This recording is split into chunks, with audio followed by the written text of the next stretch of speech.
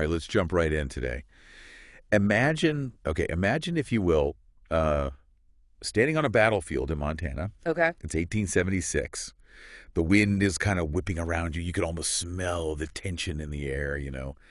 And this is the site of course, the Battle of Little Bighorn. Yeah. A battle so important that it really changed American history, you know, shifted its course.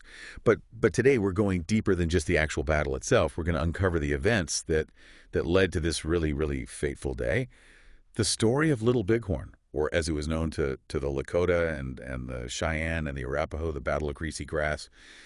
It's a story of ambition and cultural misunderstandings and a fight for survival. Yeah. And it all begins before Custer and his 7th Cavalry even showed up. Right. And what I find so fascinating about this whole thing is that it's not just about like military tactics. Yeah. You know? Right. Exactly. It's not about who had the better guns or anything like that. It's really about two completely different worlds colliding. The world of the nomadic tribes, the people who had called the Great Plains home for centuries, really, and then the world of a rapidly expanding nation, a nation that was just hungry for land and resources. Yeah.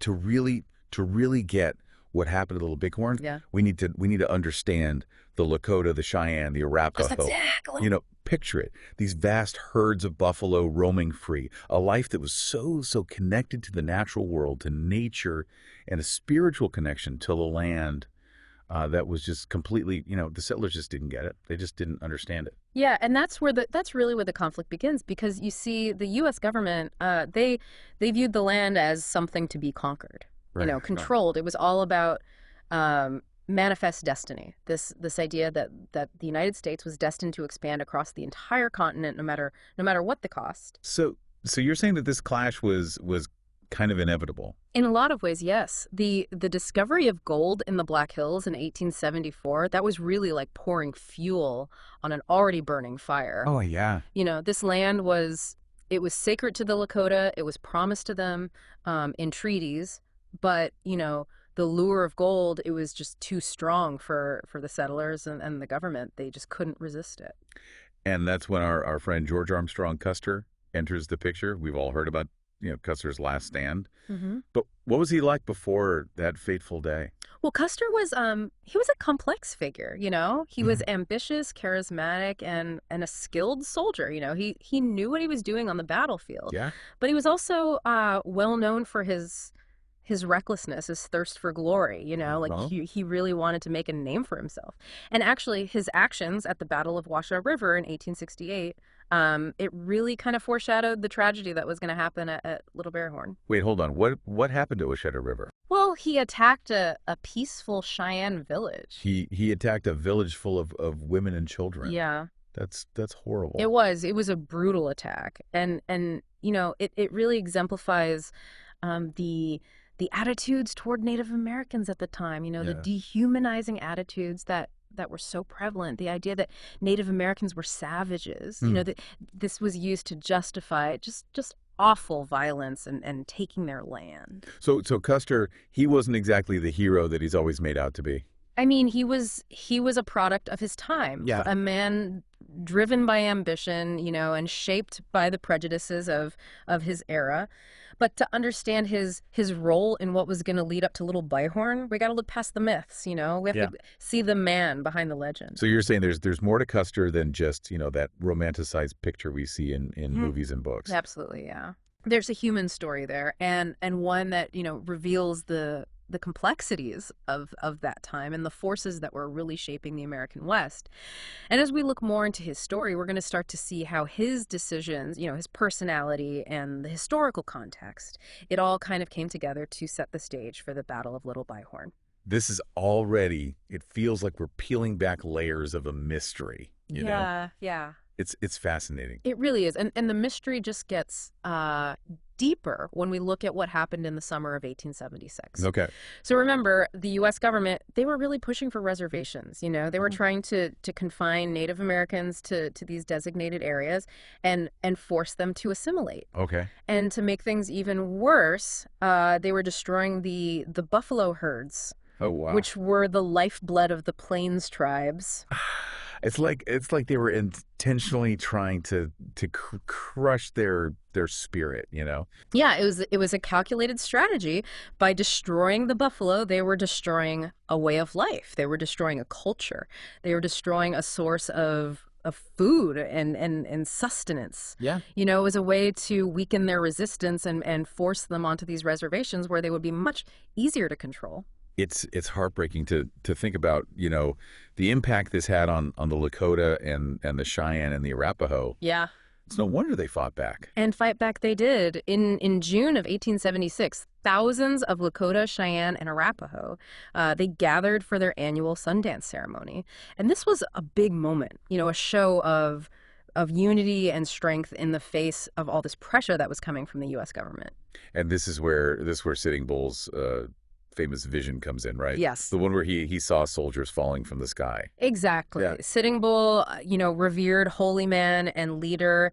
He had a vision at a place called Deer Medicine Rocks, and he saw soldiers falling like grasshoppers, and he interpreted this as a prophecy of victory against the U.S. Army. Wow. Yeah. Talk about a powerful symbol Right. that must have, given them so much hope, in the face of everything that was happening to them. It did. It galvanized their resistance. Okay. It strengthened their resolve to defend their land and their way of life. And it set the stage for a confrontation that would really become, just etched in history. So as Custer and his 7th Cavalry approached this massive encampment, I mean, they were walking into something much more complicated and much more dangerous than they even realized. Yeah. I mean, they were facing not just a group of warriors, they were facing people fighting for their survival. Exactly. And this is where Custer's ambition and maybe his overconfidence played a crucial role. Despite warnings from his scouts about how large and how strong the Native American forces were, Custer chose to attack. He must have thought he could easily defeat them. Maybe he was just driven by that thirst for glory, Yeah. that desire to make a name for himself. Whatever the reason, his decision to attack was, it was a fatal one.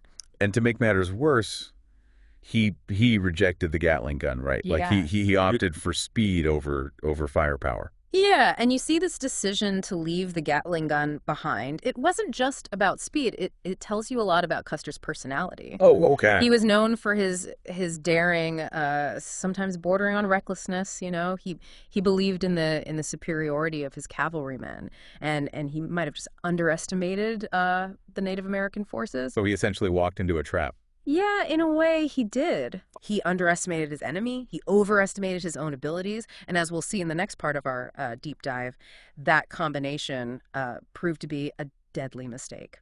As the sun came up on June 25th, 1876, you could just feel the tension, above the little Bighorn River. Custer, driven by his ambition, had made a choice. He divided his forces, sending battalions under Major Reno and Captain Benteen in different directions, while he himself led a charge right toward the heart of the encampment. So it must have been just utter chaos. Can you imagine being one of those soldiers riding into the unknown, the fate of the battle hanging in the balance? Oh, absolutely, yeah. Imagine the dust just billowing up from all those horses. Yeah. The shouts and cries of warriors just echoing across the plains. It wasn't the organized battle that Custer might have expected. And how did the Native American forces respond to this 3-pronged attack? We've talked about Crazy Horse and his brilliance, but how did that actually play out, on the battlefield? So Crazy Horse, he was a master of using the terrain to his advantage. He wasn't just about brute force. It was about strategy, mobility, and really exploiting the weaknesses of his opponent. Okay. Think of it like a chess game where he was always 2 steps ahead. Oh, wow. He was already anticipating Custer's next move. He led warriors to flank Reno's forces, which forced them back and really inflicted heavy casualties. So Reno's charge was a failure. Pretty much. That must have been a real blow to Custer's plan. Yeah, Reno's men, they were pinned down. Okay. They had to seek refuge in a desperate kind of defensive position. And meanwhile, Custer, separated from both Reno and Benteen, he found himself and his men isolated and really increasingly surrounded. And this is where the term "last stand" takes on, this chilling significance. Yeah. Trapped on that hilltop, facing overwhelming odds, Custer and his men, I mean, they were fighting for their lives. Yeah, the image of Last Stand Hill, it really is etched in the American consciousness, you know? Yeah. But it's important to remember that for the Lakota, the Cheyenne, the Arapaho, this wasn't just a last stand, you know? Uh-huh. This was a decisive defense of their homes, of their families, their way of life. It's just incredible to think about the courage and the determination, on both sides of the battle. Yeah. But let's be honest, the outcome was just brutal. It was. The battle itself, it probably lasted less than an hour. It was just a whirlwind of fierce fighting and heavy losses. Custer and all of his men on Last Stand Hill, they were killed. For the Yeah. Lakota, the Cheyenne, and the Arapaho, it was a resounding victory, but a victory that was tinged with sadness and loss, you know? Of course. And among all the chaos and the bloodshed, Yeah. we know that at least one man on Custer's side survived, right? Giovanni Martino, later known as John Martin. His story must have been remarkable. It really is. Martino, an Italian immigrant serving in the 7th Cavalry, he somehow managed to escape the carnage on Last Stand Hill. And his account, it gives us a glimpse into just the sheer terror and confusion of that day, although some details still remain up for debate. Yeah, of course. It's a good reminder that within these, big historical events, there are individual human stories of survival and loss and resilience. Exactly. And while the narrative often focuses on Custer's defeat, we really should remember the perspectives of those who won the battle, you know? Yeah, yeah. How did they experience this day? How did they remember it? That's a really great point. We've talked about the Native American perspective, but it's so important to hear their voices in this story. What do their accounts tell us? Well, passed down through generations, their stories speak of bravery, of strategic brilliance, of a righteous fight against an invading force, you know? Uh-huh.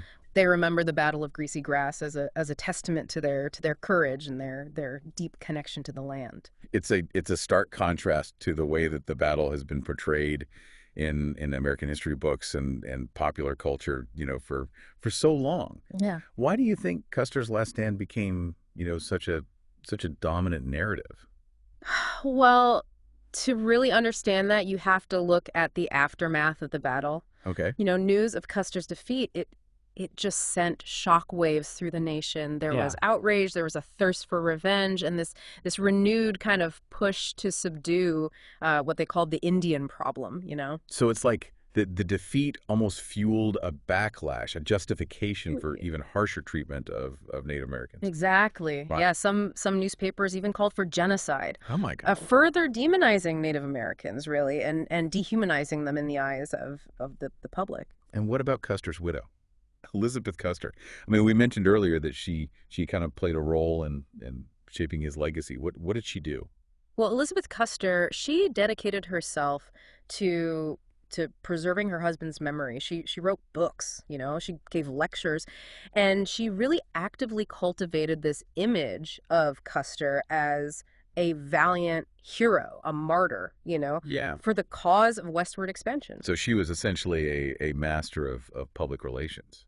Yeah, you could say that. Wow. She was controlling the narrative, Right. and making sure her husband was remembered in a very particular way. And her efforts, I mean, they were effective. Very much so, yeah. Combined with the work of veteran organizations who were, also looking for recognition and pensions, she helped to solidify Custer's place in the American imagination. And often this really overshadowed the complex realities of his life and his actions. So it seems like for a long time, the Battle of Little Bighorn was viewed through a very, very narrow lens. That's right. Okay. It was often presented as a tragic defeat, a heroic last stand against unbeatable odds, Mhm. But as we've seen, there's so much more to the story. Yeah, yeah. In recent decades, there's been this push to kind of re-examine the battle, Right. to acknowledge the Native American perspective and to understand the historical context that led to this confrontation. Yeah. It's about time, don't you think? Absolutely, it is. It's about recognizing the resilience and the strength of of Native American cultures, Yeah. and acknowledging the injustices that they faced. It's also about understanding that history isn't static. It's Yeah. always evolving as new evidence comes to light and perspectives shift. And this shift in perspective, it's not just about rewriting history books, you know. Right. It's about understanding the legacy of this event Yeah. and its impact on the relationship between Native Americans and the United States. Absolutely. The Battle of Little Bighorn, it's not just some historical footnote. It's a touchstone for examining themes of conquest, of cultural clash, and the ongoing struggle for justice and reconciliation. It's a powerful reminder that the past isn't, truly past. Yeah.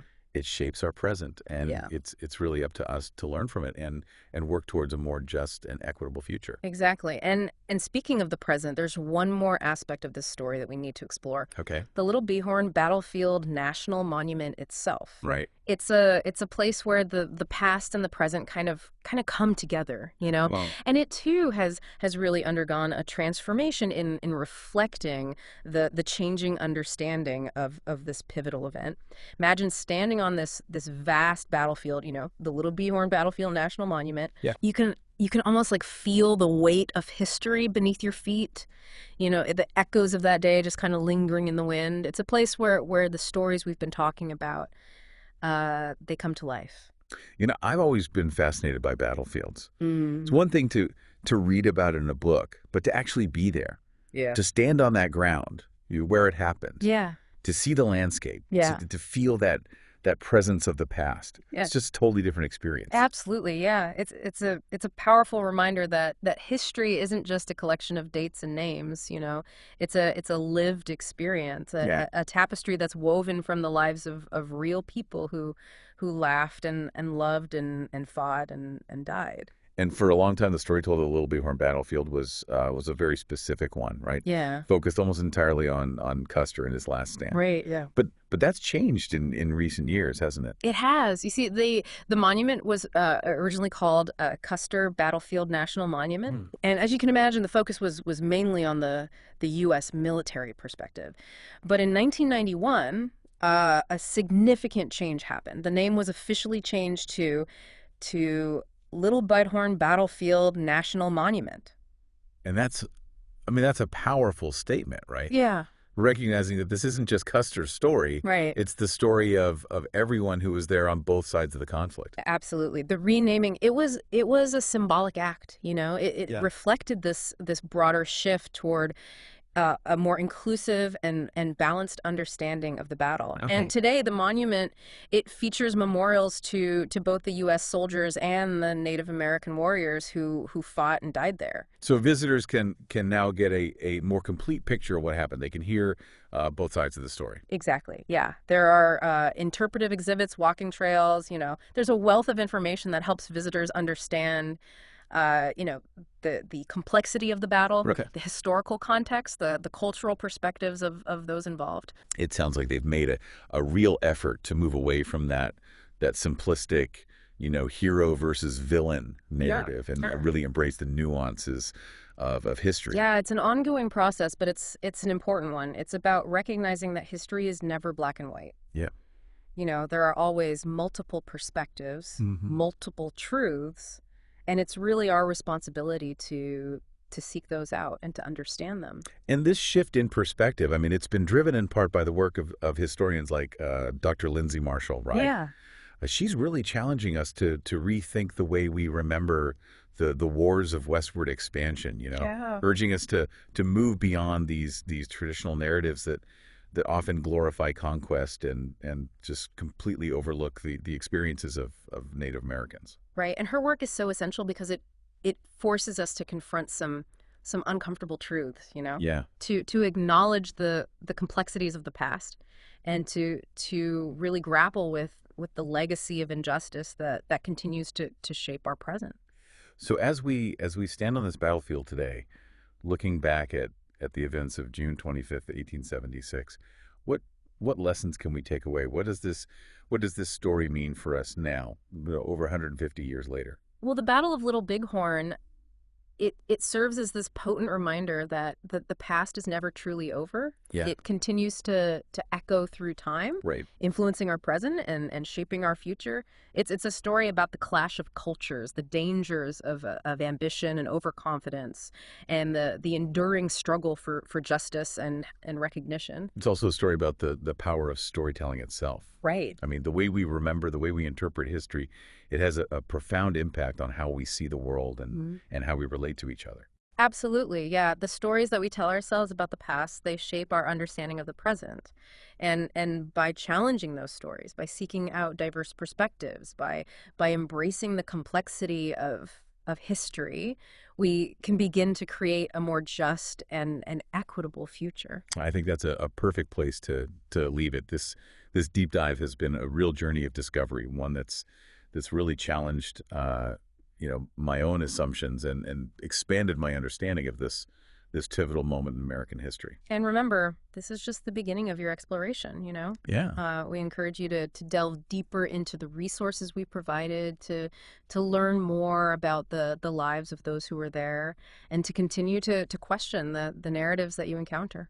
The story of Little Bighorn is a story that continues to unfold, a story that challenges us to confront the past and to work towards a future where all voices are heard, all perspectives are valued, and the mistakes of history are not repeated. Thanks for joining us on this deep dive.